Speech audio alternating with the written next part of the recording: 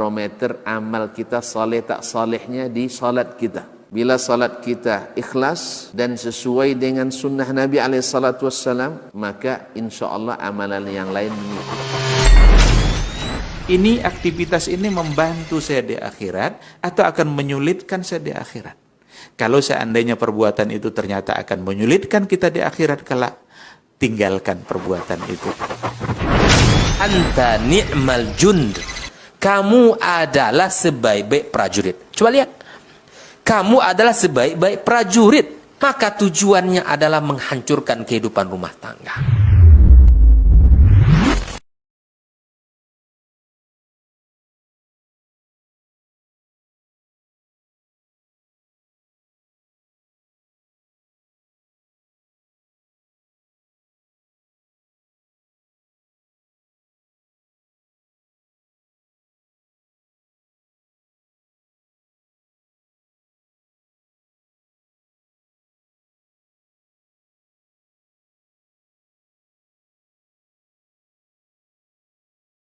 Tinggi perintahnya dan perhatian dengan suatu amal, Allah beri pula imbalan semakin banyak untuk orang yang melakukannya. Dan salawat dan salam adalah salah satu yang dicintai Allah, maka pahala pun untuk kita banyak pula disediakan. Man shalla alayya salatan sallallahu biha alaihi asyrah. Siapa yang selawat kepadaku satu kali, Allah beri dia selawat 10 kali. Mustajab doa kita. Oleh itu baiknya dalam majlis kita selalu menyebut nama Nabi SAW. Nak berkata sebut Nabi, nak berbuat ingat amalan Nabi, nak berakhlak ingat mencontoh Nabi SAW, sehingga nabinya sering disebut dan diingat, dan di saat itu kita mesti bersalam dan salawat. Ma'asyarul kiram, ada sebuah hadis yang diriwayatkan oleh Imam Abu Hurairah, merupakan sahabat paling banyak meriwayatkan hadis dari Nabi SAW alal itlaq, secara mutlak. Beliau meriwayatkan lebih dari 5.000 hadis dari Nabi SAW. Karena di samping doa Nabi SAW untuknya, bila melihat, bila mendengar, bila menyaksikan dari Nabi SAW, tak terlupa lagi. Kalau kita alhamdulillah saat terlihat, saat terdengar langsung lupa. Kalau Abu Hurairah tidak, didoakan oleh Nabi SAW. Yang kedua, memang beliau hampir tidak ada momen, kecuali momen yang bersifatnya rahasia, hanya diketahui oleh keluarga Nabi SAW, beliau ada di situ di saat hadir, di bermukim, atau di saat Nabi SAW pergi musafir. Abu Hurairah senantiasa mengiringi, menemani dan mendampingi. Jadi ada kesungguhan, didukung doa yang mustajab. Ada kesungguhan dan doa yang mustajab. Bertemulah dua-duanya ketika kita dalam talab. Ma'asyarul kiram dirahmati Allah. Abu Hurairah meriwayatkan seperti yang diriwayatkan daripadanya oleh Imam Abu Dawud dalam As-Sunan, dalam Kitabul Adab, kemudian Imam Al-Bukhari dalam kitabnya Al-Adabul Mufrad, bahwa Nabi SAW bersabda, al-mu'minu mir'atu akhih, al-mu'minu akhul mu'min, yakuffu alaihi dhai'atahu wa yahutuhu min waraihi. Al-mu'min mir'atu akhi, al-mu'min akhul mu'min, yahfadhu alaihi aw yakuffu anhu aw yakuffu alaihi dhai'atahu wa yahutuhu min waraihi. Hadis ini dihasankan oleh Al-Muhaddits Al-Albani alal jami' rahmatullah. Ma'asyiral kiram dirahmati Allah. Nabi SAW bersabda, orang beriman itu menjadi cermin bagi saudaranya. Orang beriman itu saudara bagi mukmin yang lain, yaitu menjaga harta bendanya,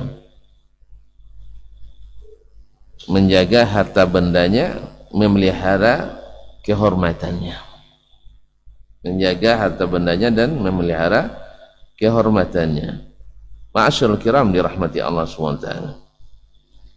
Jadi ketika dia tidak ada, dia menjaga kehormatan saudaranya, baik pada dirinya, martabatnya, keluarganya, dan juga harta bendanya. Ma'asyiral kiram dirahmati Allah SWT. Nabi membuat tamsil bagaimana seorang mukmin itu harusnya kepada saudaranya, yaitu seperti kaca, seperti cermin. Biasanya orang kalau ingin melihat tampilan dirinya,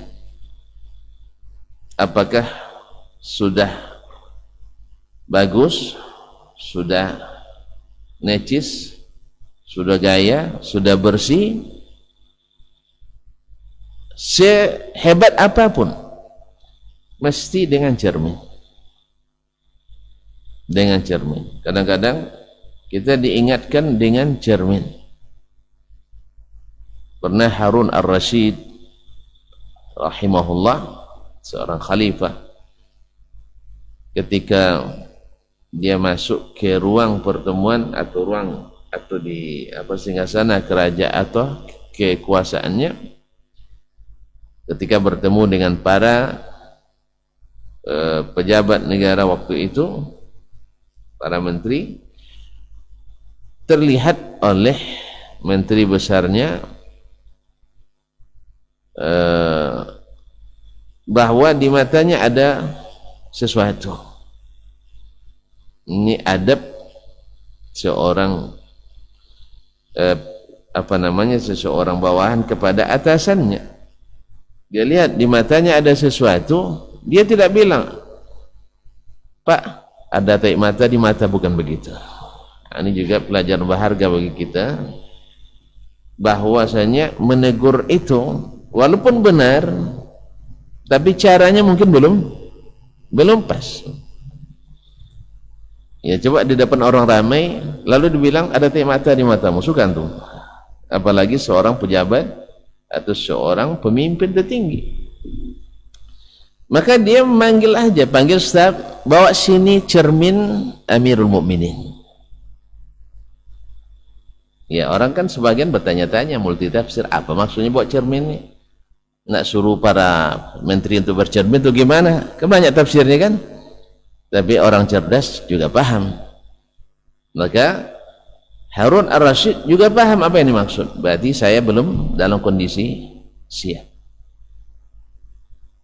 Tetapi orang lain menafsirkan bermacam-macam. Mungkin dia nak bercermin atau bagaimana. Yang jelas orang belum melihat. Aib itu belum terlihat. Makanya Nabi SAW, kaum muslimin, sering dalam suatu masalah yang di situ terdapat salah dari salah satu sahabatnya, beliau hanya datang ke masjid, naik mimbar, fahamidallah wa athna alaih bima huwa ahlu. Nabi lalu berpidato, alhamdulillah, ya, wassalatu wassalamu ala rasulillah, ma balu aqwamin qalu kadza wa kadza atau fa'alu kadza wa kadza. Kenapa ada di antara kalian yang melakukan ini dan itu?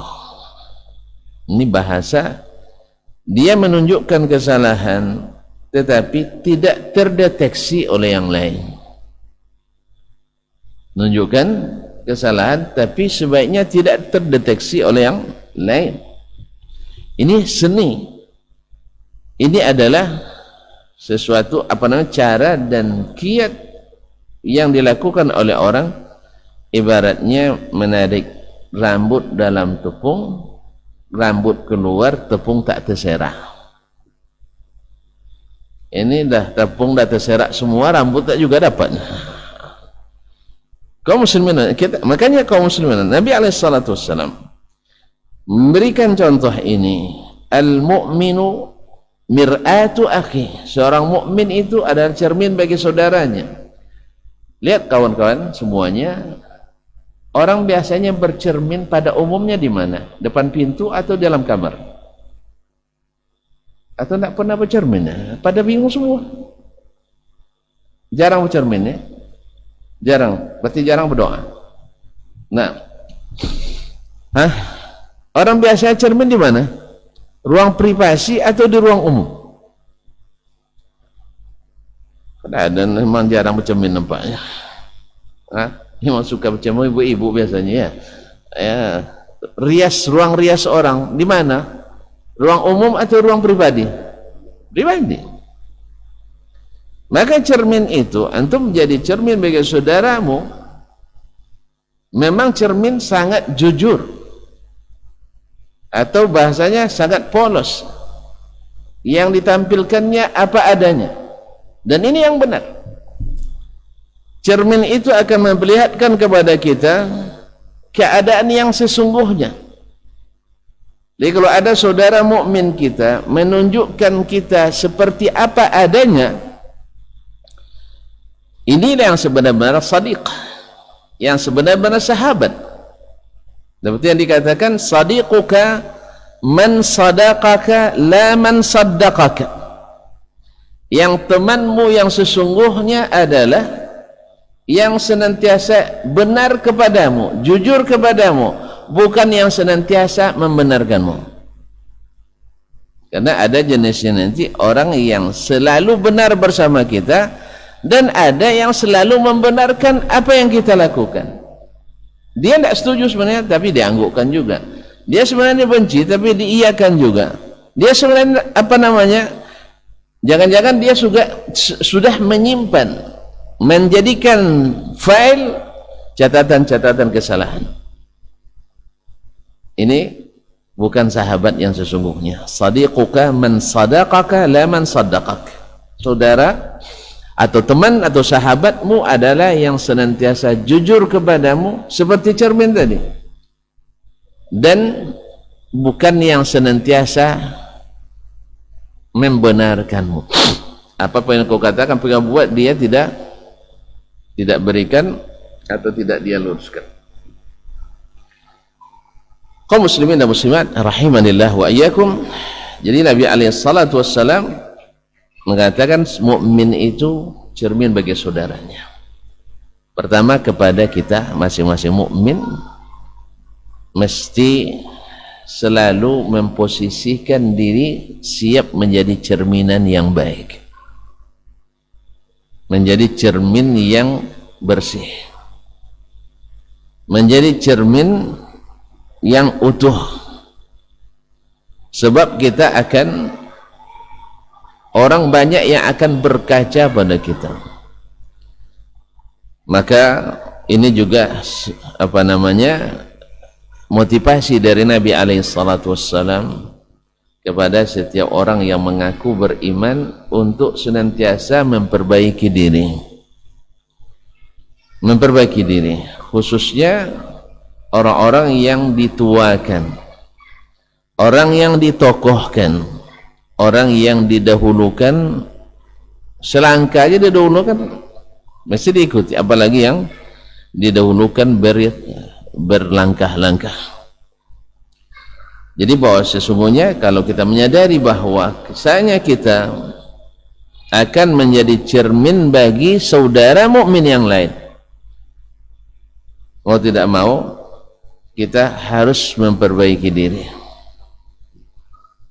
karena kita akan banyak yang akan bercermin pada kita. Semakin banyak kita mengenali orang atau dikenali orang, maka semakin banyak orang yang menjadikan kita untuk menjadi cermin bagi dirinya. Oleh sebab itu seorang mukmin harus senantiasa dalam kondisi bersih, dalam kondisi utuh, dalam kondisi baik.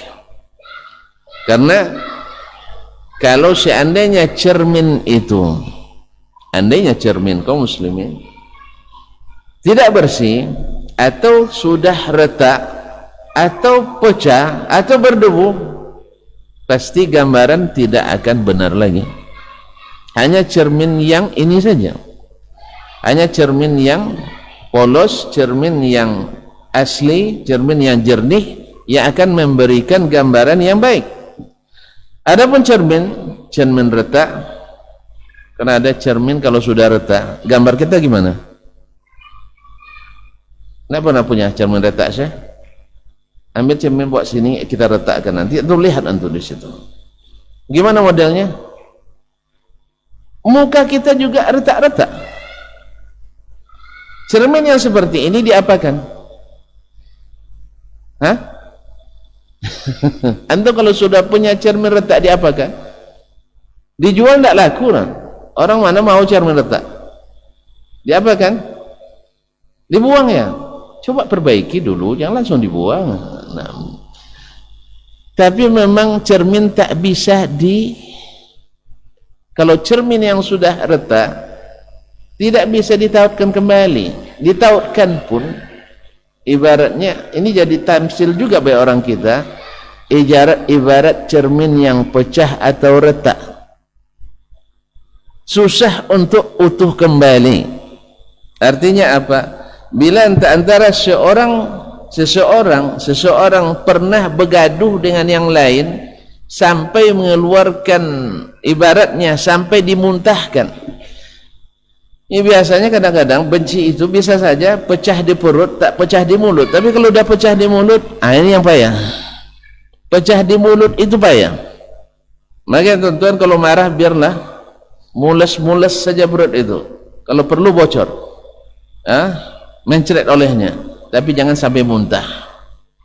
Sebab kalau mencret itu masih mudah obatnya, tapi kalau sudah ikut muntah itu lebih payah. Tak tahu antum itu.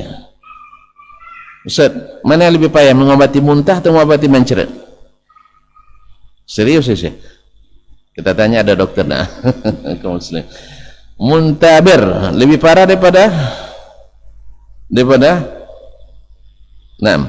baik kaum muslimin dan muslimat dirahmati Allah. Kalau seandainya di perut hanya mules-mules saja, tapi kalau sudah keluar dari mulut, ini meretakkan hubungan di antara sesama muslim. Makanya hati-hati mengeluarkan kata-kata yang meretakkan cermin kita. Sebab kalau sudah retak, maka susah untuk utuh kembali. Kecuali cerminnya dibalik atau diganti. Ma'asyarul kiram dirahmati Allah. Nah, cermin yang retak pasti takkan memberikan gambaran yang baik pada kita. Dia sendiri rusak, tentu akan memberi gambaran yang orang rusak pasti memberi gambaran pada yang lain rusak, walaupun yang aslinya yang bercermin tidak rusak. Antum bercermin, ambil kaca, biar kita coba sekarang kita retakkan. Antum pertama bercermin dulu sebelum retak, setelah retak coba bercermin. Dalam waktu 2 menit antum bisa berubah dari orang hebat menjadi orang, jadi orang hebat. Apa lawannya? Orang ganteng menjadi orang tak ada lawannya juga. Orang manis menjadi orang pahit. Subhanallah. Orang mulia jadi orang hina dalam 2 menit karena cerminnya retak atau pecah. Di masa Nabi alaihi salatu wassalam, ketika Abdullah bin Salam masuk Islam, kenal? Tidak juga. Subhanallah. Aslinya Yahudi. Dia seorang pemuda yang sangat dikenal berbakti pada ayahnya sejak dia masih Yahudi lagi. Jelas ya? Abdullah bin Salam. Ketika dia masuk Islam, dia sampaikan ke Nabi sallallahu alaihi wasallam, "Ya Rasulullah, innal yahuda qaumun buhd." Orang Yahudi itu suatu kaum yang bisa cepat berdusta, cepat memfitnah. Hari ini teman setia, besok musuh bebuyutan. Hari ini ngangkat tinggi-tinggi, waktu itu saja dia bisa jatuhkan tanpa alasan yang jelas. Oleh sebab itu, coba nanti ketika mereka datang kepadamu, saya sembunyi, tolong tanyakan tentang diriku kepada mereka. Siapa saya? Ma'asyiral kiram dirahmati Allah. Ketika datang orang-orang besar Yahudi ke Nabi SAW, Nabi bertanya, "Ya ma'asyiral Yahud, kaifa Abdullah ibn Salam fikum?" Bagaimana menurut kalian Abdullah bin Salam? Apa jawabannya?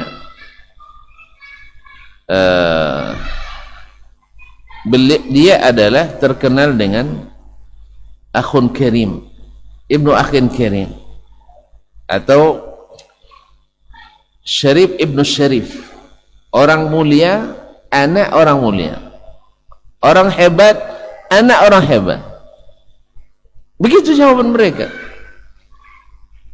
Lalu mereka ceritakan bagaimana keluarganya dan seterusnya. Lalu Nabi tanyakan lagi, "Kaifa law aslam?" Bagaimana menurut kalian kalau dia masuk Islam? Kalau kalian tahu dia orang hebat, tentu kalian akan mengaguminya. Sekarang dia sendiri misalnya masuk Islam, kalian mau tidak masuk Islam? Apa jawabannya? Tidak mungkin. Ini tidak mungkin masuk Islam. Subhanallah. Tidak mungkin dari mana? Ya karena kebencian. Tidak mungkin masuk Islam.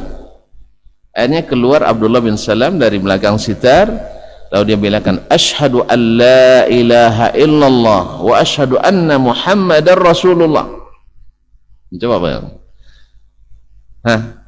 Apa kira-kira jawabannya waktu itu? Gambarannya. Pertama, kacanya bersih. Habis itu kacanya terjatuh, pecah. Mereka langsung mengatakan, "Al-La'im ibnul La'im." Orang durjana, anak durjana. Subhanallah. Ya saya? Kenapa? Kacanya pecah. Kacanya pecah sehingga gambarannya rusak. Dari baru saja, belum majelis lain, masih di satu majelis.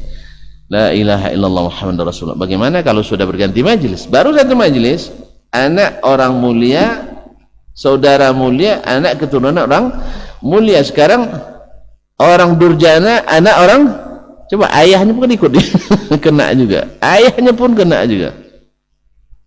Ma'asyiral kiram dirahmati. Kenapa? Karena kacanya tidak bagus, kacanya pecah, kacanya rusak, sehingga gambaran yang diberikan masih rusak. Demikian juga dengan Nabi kita Sayyiduna Muhammad sallallahu alaihi wasallam. Tuan-tuan tahu sendiri, sebelum Nabi alaihi salatu wassalam menjadi rasul, beliau kan sudah saleh sebelumnya, dengan artian tidak pernah mengikuti apapun kegiatan jahiliyah. Tapi kegiatan masyarakat dia aktif, tapi kegiatan jahiliyah tidak. Ada kegiatan jahiliyah contohnya? Ya, kegiatan masyarakat yang positif misalnya ikut gotong royong membangun Ka'bah ketika runtuh. Ikut kan? Ikut ketika terjadi orang dizalimi di Makkah, ikut mendamaikan. Ikut. Apapun ada orang miskin, ikut membantu. Ada orang teraniaya, ikut membela, dan seterusnya. Ini kegiatan yang kan tidak jahiliyah tuh. Menegakkan keadilan jahiliyah tidak, karena di masa jahiliyah ada juga yang namanya orang pemurah dan selalu berkata benar sehingga terkenal dengan al-amin, sifat amanah. Jahiliyah itu bukan? Tidak, itu sifat fitrah. Jelas kaum muslimin? Nah, yang jahiliyah misalnya apa? Syirik. Menyembah berhala, minta kepada selain Allah. Nabi tak pernah. Jadi apapun acara korban, nazar yang diberikan kepada berhala, Nabi tak ikut. Walaupun di masa jahiliyah banyak sekali perayaan. Banyak sekali perayaan. Ada perayaan akhir tahun, ada perayaan akhir awal tahun, ada perayaan ini dan itu. Di masa jahiliyah banyak. Nabi tak ikut. Karena itu namanya perayaan jahiliyah. Ada nazar ini, nazar itu dan sebagainya. Orang tawaf di Ka'bah dengan telanjang, Nabi tak ikut. Orang tawaf atau salat di Ka'bah sambil tepuk tangan dan bersiul, Nabi tak ikut. Karena itu adalah amal jahiliyah. Orang menari di Masjidil Haram, Nabi tak ikut. Sebab itu jahiliyah. Makanya kaum muslimin yang muslimat di rumah, kalau anda di zaman kita, ada enggak produk-produk jahiliyah di zaman kita? Ada enggak? Ada apa enggak? Segala sesuatu yang tidak syar'i pasti jahiliyah. Pasti jahiliyah. Misalnya yang meminta-minta kepada selain Allah masih ada enggak sekarang? Masih? Jahiliyah enggak?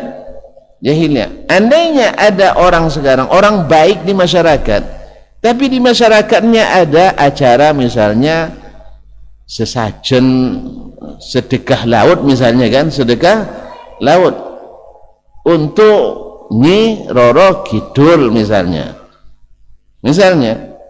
Nah, orang saleh ini dia tidak ikut. Karena ini jahiliyah. Atau tinggal di kampung, apapun kegiatan sosial di kampung, keagamaan yang tidak jahiliyah dia aktif. Tapi pas ada masalah menyema atau menyema, tak tahu ya. Menyema tak tahu, yaitu korban yang diberikan kepada jin penunggu muara sungai, penunggu gunung, penunggu apa lagi? Rumah tinggal dan sebagainya, rumah adat dan sebagainya. Atau ketika orang nak bangun rumah mesti diberikan sesajen tadi. Sema menyema tak tahu ya. Bikin jembatan mesti dikorbankan ini dan itu. Ini jahiliyah, dia tidak ikut.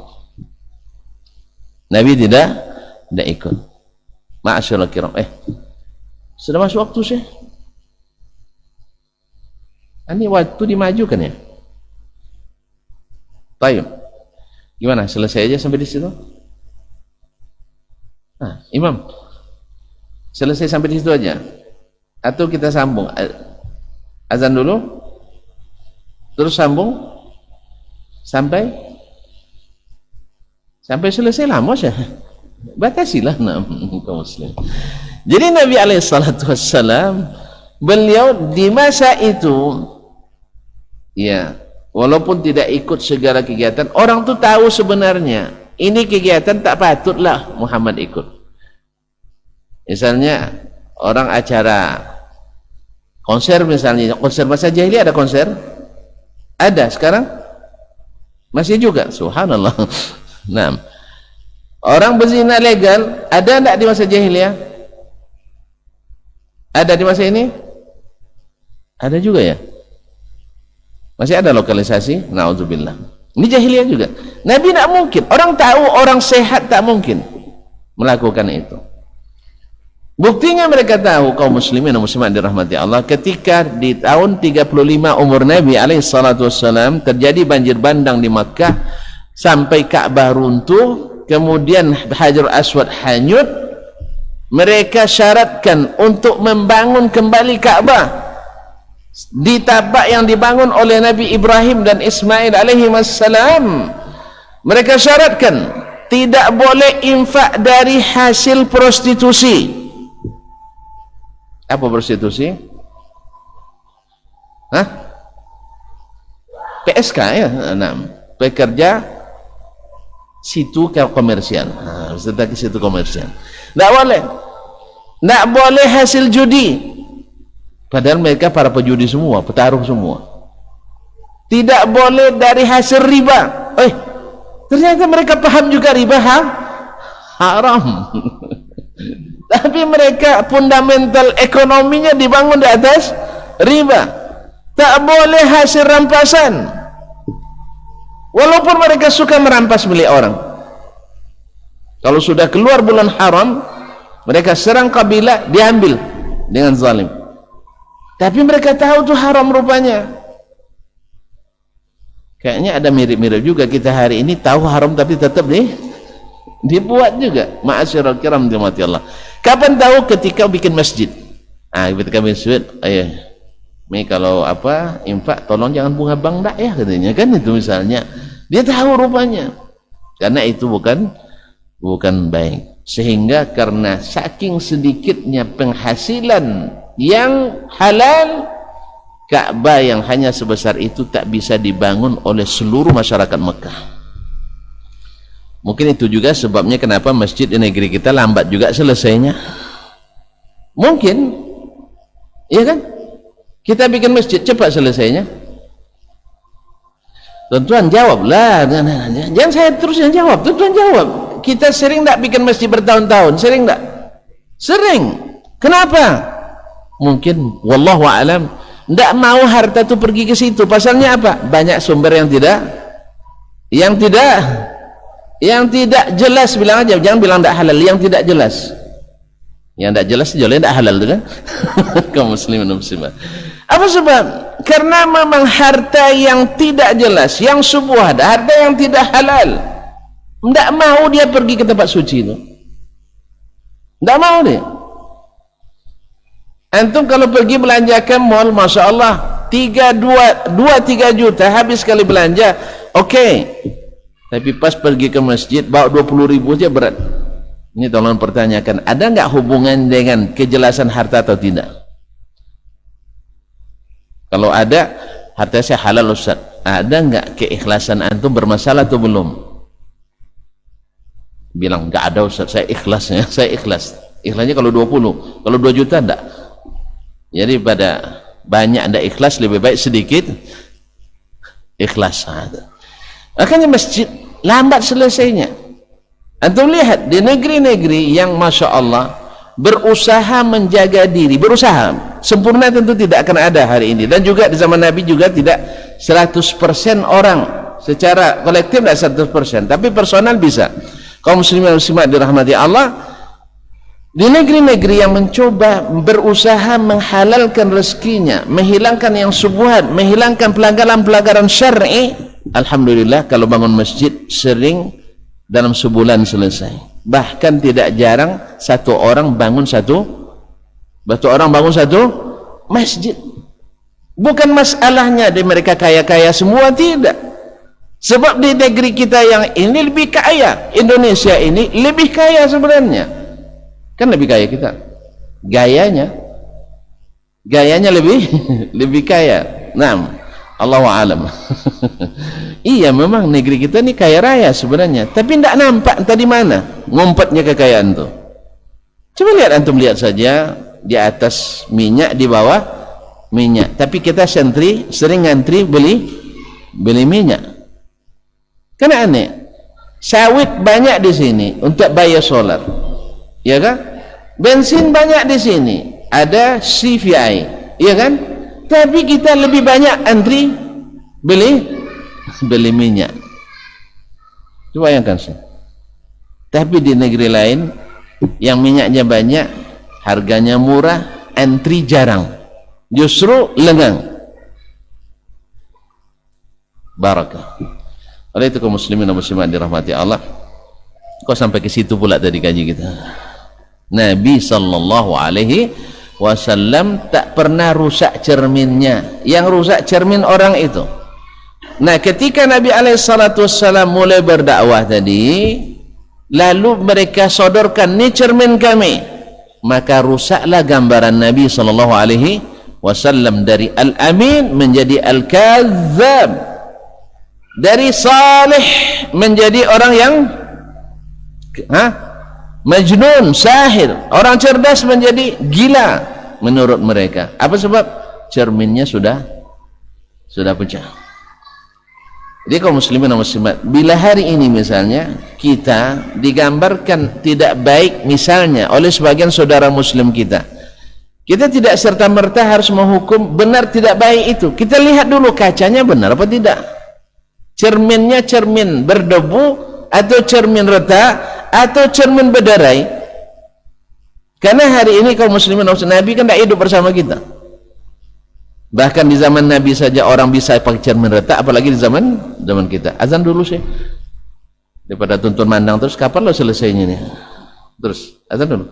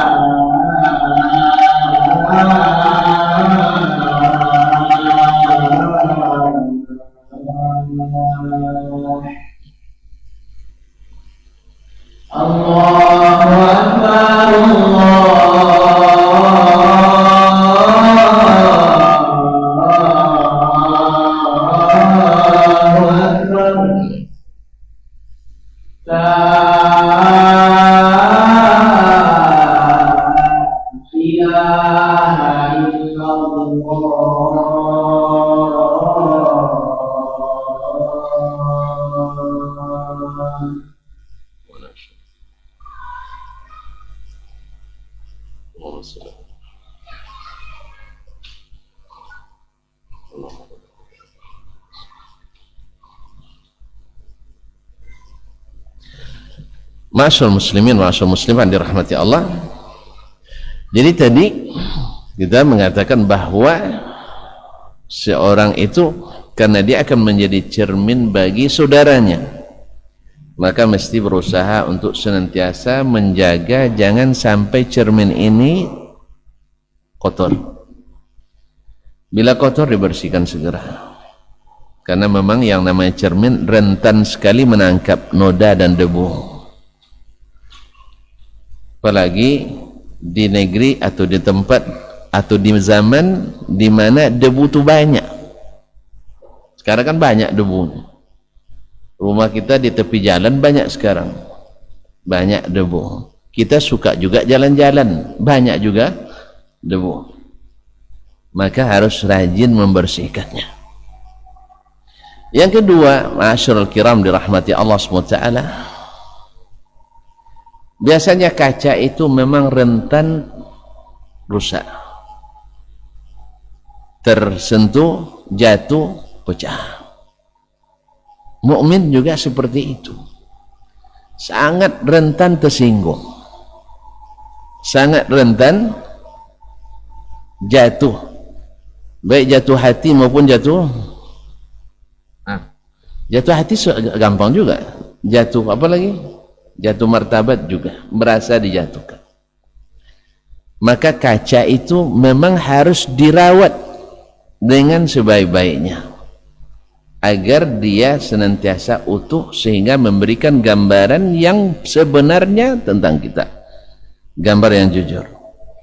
Maka diperlukan dari kedua arah yang bercermin dan cermin sendiri sama-sama membutuhkan. Yang bercermin membutuhkan, cermin juga butuh perawatan. Maka disinilah Nabi mengatakan al-mu'minu akhul mu'min. Mu'min itu adalah saudara bagi mu'min yang lain. Gimana cirinya? Adalah yakuffu alaihi dhai'atahu, yang senantiasa membela barang-barangnya, artinya menjaga. Sebagaimana kita menjaga barang-barang kita, kita juga menjaga barang-barang saudara kita. Sebagaimana kita menjaga kehormatan diri kita, kita juga menjaga kehormatan diri saudara-saudara kita. Wa yahutuhu min waraihi, sekalipun dia sedang tidak ada. Karena kita bukan hanya sekedar mencari muka. Karena kalau hanya sekedar mencari muka, ini tidak sepenuhnya. Pas ada jujur, kalau sudah tiada nipu. Sehingga kaca tidak terjaga, cermin tidak terpelihara dan tidak dibersihkan. Dan kaum muslimin dan muslimat dirahmati Allah, sudah berlaku hukum sunnatullah al-jaza'u min jinsil amal. Seperti apa kita kepadanya, seperti itulah dia kepada kita. Maka antum akan dapatkan orang-orang yang suka berbuat baik selalu dekat pula dengan orang yang suka berbuat baik. Orang pemaaf temannya orang pemaaf pula. Orang tamak kawannya orang yang mau ditipu. Kaum muslimin. Jadi kaum muslimin dan muslimat dirahmati Allah, jadi kedua-duanya sebagaimana yang bercermin perlu untuk mendapatkan gambaran yang benar tentang dirinya, cermin pun juga perlu dirawat, dipelihara. Makanya cermin selalu diletakkan orang di tempat yang aman, selalu melekat di dinding, iya kan? Kalau perlu dipaku di dinding. Kadang-kadang dibuatkan bingkai sehingga bila terjatuh dia tidak langsung menyentuh lantai, sehingga terpelihara dari pecah berkeping-keping. Dan bila mengangkatnya pun, tuan-tuan kalau mengangkat kaca seperti mengangkat belek batu, enggak kan? Mengangkat kaca, kalau mengangkat belek batu, tahu belek batu? Enggak tahu ya? Belek enggak tahu? Apa bahasa belek bahasa Indonesia? Kaleng tu banyak modelnya ada kok. Kalau belek tu nama khusus itu. Makanya kalau di kampung tu ada istilah kalau ngaji terlalu keras tersinggung belek. Itu bahasanya, tersinggung belek. Maka saya bilang dulu kalau ngaji di kampung, makanya ngaji jangan bawa belek, bawa hati. Tahu belek tak tahu ya? Itu bahasa dicatat tu Ustaz. Cari di Kamus Besar Bahasa Indonesia. Nah, ada di KBBI ada tu. Bab belek. Itu kaleng besar dulu tempat orang nyimpan kerupuk kalau musim hari raya itu, di situ ya disimpannya itu sebelum dihidangkan. Itu namanya belek. Bila terjatuh suaranya mokak-mokak. Tak tahu juga mokak-mokak. Mekak tak tahu juga. Nah, tahu, alhamdulillah. Itulah belek itu. Jadi kalau di kampung orang kalau tersinggung beleknya moka. Kalau bahasa canggihnya mempersekusi kajian. Nah, itulah. Kalau tersinggung belek. Makanya saya nasihati kalau ngaji jangan bawa belek. Karena bawa belek nanti moka-moka. Tapi bawa niat yang ikhlas. Masyaallah kiram dirahmati Allah. Memang kaca itu perlu untuk kalau ngangkat kaca orang hati-hati. Tapi ngangkat belek batu, dulu belek itu untuk ngangkat batu orang di sungai. Coba kalau meletakkannya langsung diginikan aja dia letak baik-baik. Hah? Tak pernah nengok orang ngangkut batu ya? Iya. Langsung diletakkan, tertimpa lah. Nah. Tapi kalau yang namanya kaca tidak. Kadang beratnya tidak terlalu berat tapi 4 orang ngangkatnya. Ya tak? 4 orang angkat supaya apa? Jangan tertimpa, jangan tersentuh yang membuat dia pecah. Ini juga perlu kaca mukmin itu perlu dijaga. Ya, perlu diusap-usap, perlu dikusuk-kusuk, perlu kadang disemprot-semprot pembersih dan seterusnya. Dan perlu dinasihati. Oleh itu kaum muslimin dan muslimat dirahmati Allah, karena memang sejujur itu kaca, maka kita juga sejujur itu memelihara kaca, cermin tersebut. Nah, bila cermin terpelihara, terjaga dan senantiasa dalam kondisi bersih, akhirnya kita menghasilkan orang yang senantiasa jujur pada kita, bukan senantiasa membenarkan kita. Soal nanti orang memberikan gambaran dengan kaca yang pecah, kaca yang berdebu, kaca yang retak, kaca yang tidak utuh, akan tidak besar pengaruhnya karena kita punya kaca-kaca yang bersih. Andainya ada orang bilang, Ustaz belum, misalnya belum mandi, di mana dapat ini gambaran? Rupanya kaca berdebu, nampaklah berdebu muka tu. Nggak, tunggu dulu, saya punya kaca sendiri yang bersih. Lihat dari kaca sebelah ini bagus, kaca sebelah ini bagus, di belakang pun bagus. Ternyata kaca antum, periksa kacanya, ternyata kacanya berdebu. Ustaz, muka Ustaz ini macam petak-petak katanya, macam petak-petak. Tengok pula kaca kita, enggak, bulat aja nih. Rupanya kaca dia dah pecah, retak, sehingga banyak berpetak-petak di muka kita dibuatnya. Nah, kalau kita punya banyak kaca yang jernih, kaca-kaca yang rusak tak besar pengaruh pada kita. Paham kan? Pahamnya? Bagaimanapun orang memprovokasi Nabi kita sallallahu alaihi wasallam, pendusta, tukang sihir, penyair, orang yang hilang akal, picik pemikirannya, tidak mengganggu ketentraman masyarakat, dan berbagai fitnah. Tapi akhirnya Allah buktikan bahwa ternyata kaca yang mereka pakai dulu kaca-kaca pecah, kaca-kaca bernoda, kaca-kaca retak, kaca-kaca rusak, sehingga gambaran Nabi rusak. Sama kita hari ini, kamera-kamera juga seperti itu, media-media juga seperti itu. Makanya seperti kata Imam Asy-Syafi'i rahimahullah, ma min ahadin illa walahu muhibbun wa mubghid. Tidak satu pun kita kecuali ada yang cinta dan ada yang benci. Fa illam yakun min dzalika buddun, kalau itu tidak mungkin dielakkan, faltakun ala ma ahli taatillah. Kalau tidak bisa dielakkan, engkau tetap bersama orang yang taat kepada Allah, karena Allah yang akan membuktikan bahwa gambaran yang buruk tentang dirimu tidak seperti yang digambarkan, karena kaca-kacanya banyak.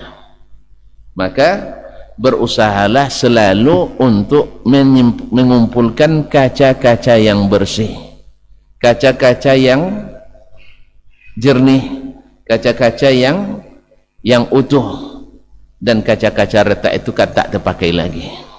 Kaca-kaca yang rusak itu tak terpakai lagi, ya kan? Kecuali didaur ulang kembali, ya, kecuali didaur ulang kembali. Nah, selama antum punya saudara-saudara mukmin yang jujur, saudara mukmin yang saleh, saudara mukmin yang nasih, yang senantiasa memberikan gambar yang bagus kepadamu di tempat yang sangat privasi, karena kaca biasanya di tempat yang sangat privasi. Orang tak mungkin bercelak di depan pintu masjid, kan tak ada, jarang itunya kan, ya jarang kita lihat. Pasti orang berkaca itu di tempat yang sangat privasi. Maka mari pahami hadis Nabi bahwa kaca dan cermin itu bukan untuk membongkar rahasia diri, tetapi untuk memperbaiki diri. Maka seorang mukmin kalau memberikan gambaran buat saudaranya, jangan bertujuan untuk merusak reputasinya, tetapi adalah untuk memperbaiki dan meninggikan derajatnya. Inilah sifatnya kaca yang bersih. Tapi kalau kaca yang tidak bersih, dia tidak peduli nak gambaran seperti apapun, yang penting ini gambarannya. Dan seorang mukmin tidak. Al-mu'minu mir'atu akhi.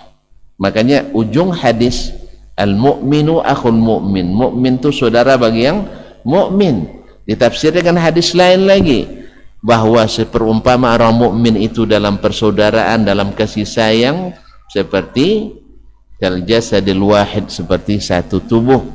Idza ishtaka minhu udhun, bila salah satu anggota tubuhnya sakit, yang lain ikut merasakannya. Bisahari wal humma, tidak bisa tidur dan badan kepanasan.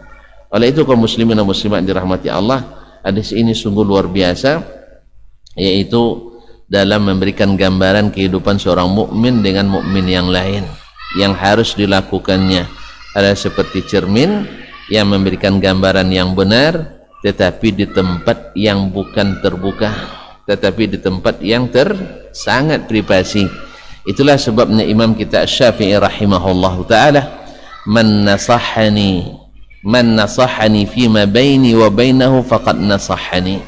Siapa yang memberi nasihat kepadaku antara diriku dengan dirinya, inilah yang sebenarnya memberikan nasihat. Wa man nasahani fima la, siapa yang menasihati saya di tengah-tengah orang ramai, faqad fadahani. Ini bukan untuk menasihati, tapi adalah untuk mengkhianati, untuk membongkar kekurangan diri. Oleh sebab itu kaum muslimin, maka perbanyaklah cermin-cermin yang bersih, cermin-cermin yang menjaga privasi, cermin-cermin yang jujur, cermin-cermin yang utuh, bukan cermin-cermin yang berdebu dan bernoda. Kemudian yang senantiasa menjaga diri kita, baik ketika ada maupun ketika tiada. Maka hadis ini luar biasa. Mudah-mudahan bisa kita mengambil faedah dan manfaat daripadanya, yaitu mesti setiap mukmin senantiasa memberikan gambaran yang benar terhadap mukmin yang lain. Yang kedua, senantiasa saling menasihati. Yang ketiga, saling menunjuki. Yang keempat, saling menjaga dan melindungi. Yang kelima, selalu menjaga amanah di antara sesama muslim, sekalipun saudara kita tidak meminta atau sedang tiada. Dan selanjutnya, bila ada orang lain yang memberi gambaran yang buruk terhadap saudara kita mukmin, dan kita tahu gambaran itu adalah fitnah, maka haram hukumnya kita diamkan. Haram hukumnya kita diamkan. Mesti kita tunjukkan, ini kaca yang jernih, bahwa saudaraku yang antum berikan gambaran yang kaca yang pecah tadi tidak seperti yang antum gambarkan, karena yang menggambarkan itu adalah kaca pecah atau kaca bernoda atau kaca retak yang menggambarkan tidak sebenarnya. Maka tunjukkan, ini kaca yang bersih, ini saudaraku, tidak seperti yang engkau gambarkan dan engkau cerminkan. Wallahu musta'an. Mudah-mudahan ini bermanfaat dalam kehidupan, sehingga ketika kita sudah seperti ini, insyaallah ta'ala nampak jalan terang di hadapan kita yang akan membawa kita ke surga. Amin ya rabbal alamin. Dengan demikian kita tutup aja Ustaz ya. Ya. Nampaknya tuh udah mulai ngantuk nampaknya. Naam, jazakallah khairan. Dah jelas sekali kan, tak perlu pertanyaan lagi. Baik, terima kasih dan mohon maaf. Wallahu ta'ala alam wa sallallahu ala nabiyyina Muhammadin wa sallam. Wa subhanakallahumma bihamdik asyhadu an la ilaha illa ant astaghfiruka wa atubu ilaik. Wassalamualaikum warahmatullahi wabarakatuh.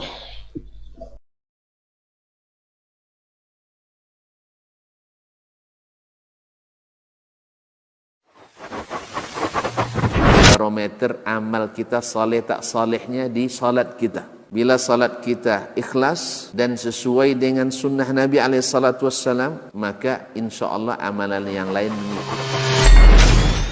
Ini aktivitas ini membantu saya di akhirat atau akan menyulitkan saya di akhirat.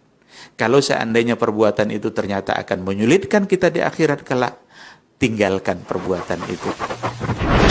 Anta ni'mal jund. Kamu adalah sebaik-baik prajurit. Coba lihat. Kamu adalah sebaik-baik prajurit. Maka tujuannya adalah menghancurkan kehidupan rumah tangga.